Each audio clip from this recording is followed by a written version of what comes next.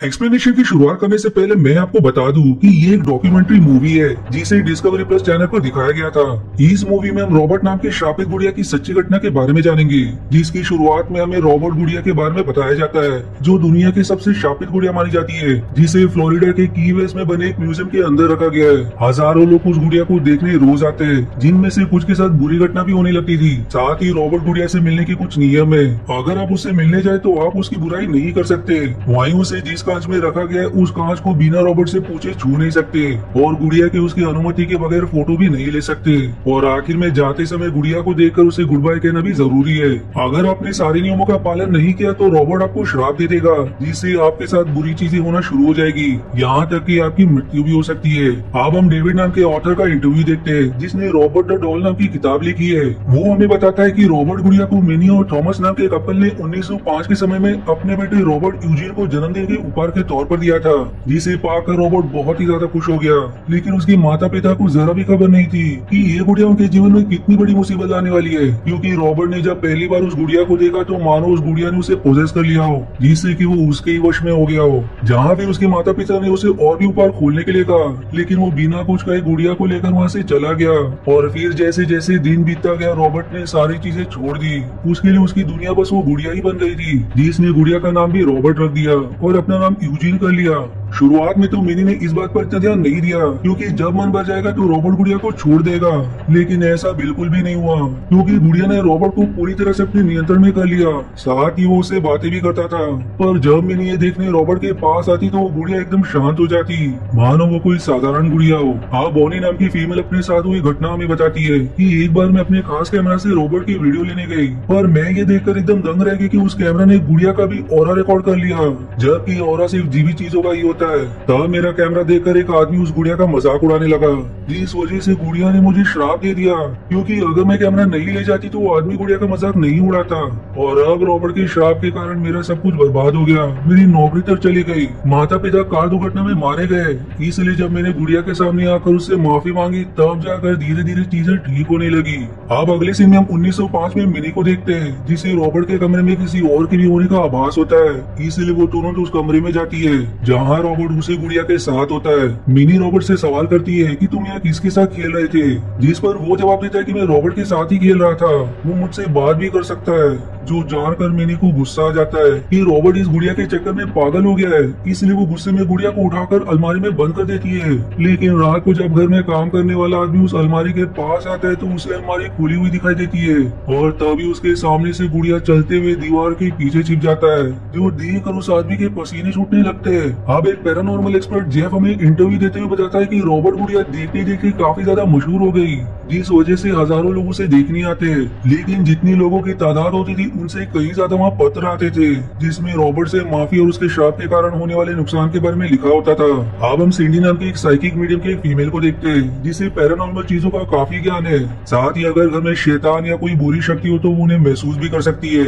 इसलिए सिंडी उसी घर में आती है जब 1905 में रॉबर्ट इस घर में रहता था, जहाँ उसकी मुलाकात डेविड से होती है, जो उसे घर की सारी चीजों के बारे में बताता है। तब सिंडी उस घर में कई सारी नेगेटिव एनर्जी को महसूस करती है, जिसे महसूस करके वो हमें बताती है कि उस घर में मैंने एक नहीं बल्कि कई सारी नेगेटिव एनर्जी को महसूस किया, मानो अब उस घर में एक से ज्यादा आत्मा रहती हो, जिन आत्माओं में ज्यादातर फीमेल और बच्चे हैं, जिनकी मृत्यु किसी न किसी दुर्घटना से हुई है। तब डेविड उसे बताता है कि ऐसी अफवाह कि रॉबर्ट के पिता थॉमस के घर में काम करने वाली फीमेल के साथ चक्कर चल रहा था, जिससे एमिली को एक बेटी हुई, लेकिन वो अनजान कारण से मर गई। जहाँ एमिली काला जादू करना जानती थी, इसलिए उसने अपनी बेटी की आत्मा को उसी गुड़िया में डाल दिया, और तब से वो गुड़िया शैतानी बन गई। अब रेचल नाम की फीमेल अपने साथ हुई घटना के बारे में बताते हुए कहती कि मुझे और मेरे पति को भूतिया जगह दिखने का काफी शौक था, इसलिए हम रॉबर्ट गुड़िया से मिलने गए। गाइड ने हमें सारे नियम बता दिए थे, लेकिन मेरे पति को इसे मजाक लग रहा था, इसलिए वो गुड़िया का मजाक उड़ाने लगा, जो हमारी सबसे बड़ी भूल थी। जिसके कुछ हफ्तों बाद हमारे घर में भूतिया घटना होने लगी, जहाँ कभी बर्तन गिरते तो कभी कोई रात को जोर जोर से दरवाजे पर दस्तक देता। तब हमें विश्वास हो गया कि वो गुड़िया सच में शापित है। अब हमें रॉबर्ट के बारे में बताया जाता है कि जब रॉबर्ट बड़ा हुआ तो उसने गुड़िया से खेलना बंद कर दिया और पेरिस चला गया, क्योंकि उसे आर्टिस्ट बनने का बहुत शौक था, इसलिए वो उसी काम पर लग गया। वहीं उसे एनी नाम के म्यूजिशियन से प्यार हो गया और उसने 3 मई 1930 में शादी कर ली। लेकिन रॉबर्ट का आर्टिस्ट करियर ठीक से नहीं चला। तब 14 सितंबर 1945 में रॉबर्ट को पता चला कि उसकी मां मिनी की मृत्यु हो गई है और उनकी सारी संपत्ति रॉबर्ट के नाम कर दी गई है। इसलिए उसे की वेस्ट वाले घर में आकर रहना होगा, जिस पर रॉबर्ट मान गया। अब रॉबर्ट और एनी दोनों की वेस्ट वाले घर में आकर रहने लगते हैं, जहाँ एनी को सफाई करते समय वो गुड़िया मिलती है जिसे वो रॉबर्ट को दिखाती है, जो देखकर रॉबर्ट एकदम हैरान और खुश भी हो जाता है क्योंकि वो गुड़िया को पूरी तरह से भूल चुका था। लेकिन मानो गुड़िया ने रॉबर्ट को फिर से पोजेस कर लिया हो, क्योंकि अब वो बचपन की तरह सभी चीजों को छोड़कर रॉबर्ट के साथ समय बिताने लगता है और अकेले में उससे बातें भी करता है। और एक दिन एनी ये सब देख लेती है, जहाँ वो गुड़िया से बातें कर रहा होता है और तभी वो गुड़िया अपने मुंह एनी की तरफ कर लेती है, जो देख कर एकदम दंग रह जाती है और तुरंत वहाँ से भागकर एक जगह छिप जाती है। अब डेविड हमें बताता है कि देखते देखते रॉबर्ट और गुड़िया और भी ज्यादा करीब हो गए, जहाँ अब रॉबर्ट एनी पर ध्यान ना देते हुए हर समय गुड़िया के साथ पेंटिंग बनाने में लगा रहता था। साथ ही जो भी लोग उस घर के पास से गुजरते वो यही कहते कि वो गुड़िया उन पर नजर रखती है, इसलिए लोगों ने उस रास्ते से आना जाना भी कम कर दिया ताकि वो गुड़िया उन्हें श्राप ना दे दे।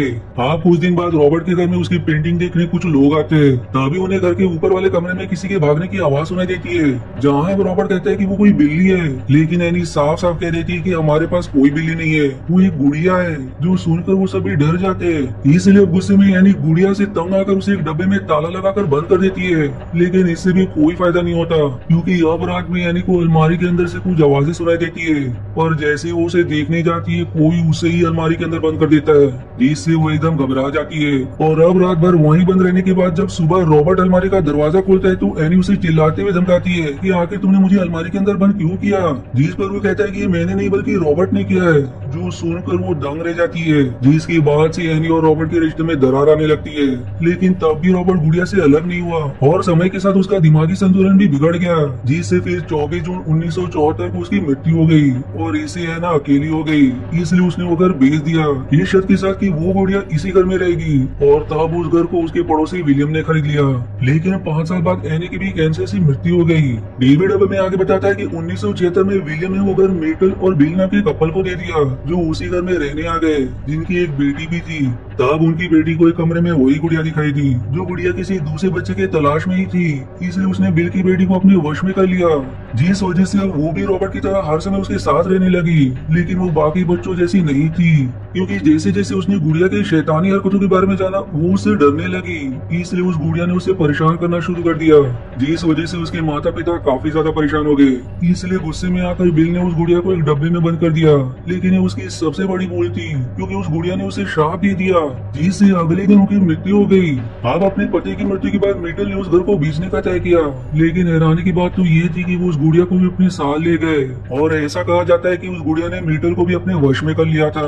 लेकिन मीटल के उस गुड़िया को अपने साथ रखने के बाद शुरुआती कुछ सालों तक सब कुछ ठीक रहा। लेकिन फिर एक दिन मीटल को बाथरूम से कुछ आवाजें सुनाई दी, और जब वो उसके अंदर गई तो गुड़िया ने उसे अंदर ही बंद कर दिया, जिस घटना से मीटल काफी ज्यादा घबरा गई। इसलिए उसने 19 अगस्त 1974 को वो गुड़िया की वेस्ट के म्यूजियम में दे दिया, और ये वही म्यूजियम था जहाँ रॉबर्ट द्वारा बनाई गई कुछ शानदार पेंटिंग को भी रखा गया था। जिस तरह से गुड़िया और रॉबर्ट दोनों फिर से एक साथ हो गए। साथ ही इस म्यूजियम को बनाने वाली भी रॉबर्ट और उसके परिवार वाले ही थे।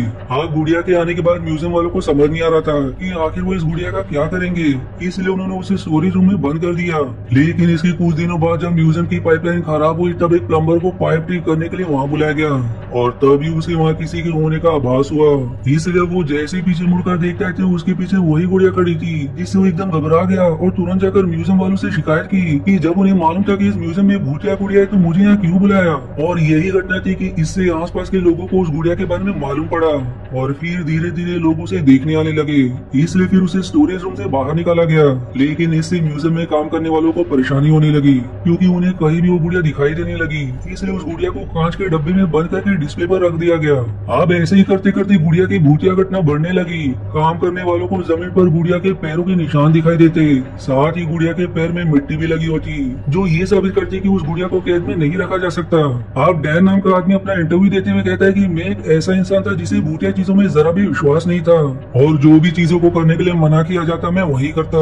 इसलिए मैं उस गुड़िया से मिलने गया, जहाँ कुछ भी करने से पहले मुझे गुड़िया की अनुमति लेनी थी, लेकिन मैंने नहीं ली और हर वो काम किया जो गुड़िया के साथ करने से मना किया गया था। और इसके कुछ दिनों बाद ही मेरे साथ बुरी घटना होने लगी। मेरा कुत्ता मर गया, मेरी माँ बीमार हो गई, जिसमें लाखों रुपए लग गए। वहीं मेरा बिजनेस में भी बहुत बड़ा नुकसान हो गया। और फिर एक बार तो अचानक से मुझे पेट में इतना दर्द होने लगा कि मुझे लगा वो मेरा आखिरी दिन था। तब मैंने एक पत्र लिखा जिसमें गुड़िया से मैंने माफी मांगी और उस पत्र को म्यूजियम भेज दिया, जिसकी बाद से धीरे धीरे सारी चीजें ठीक होने लगी। और तब से ही मुझे विश्वास हो गया कि वो गुड़िया सच में एक शैतानी गुड़िया है। लेकिन आज भी हजारों लोग हैं जिन्हें उस गुड़िया पर विश्वास नहीं है, क्योंकि जब तक उनके साथ गुड़िया द्वारा कोई शैतानी घटना नहीं होगी तब तक उन्हें विश्वास नहीं होगा।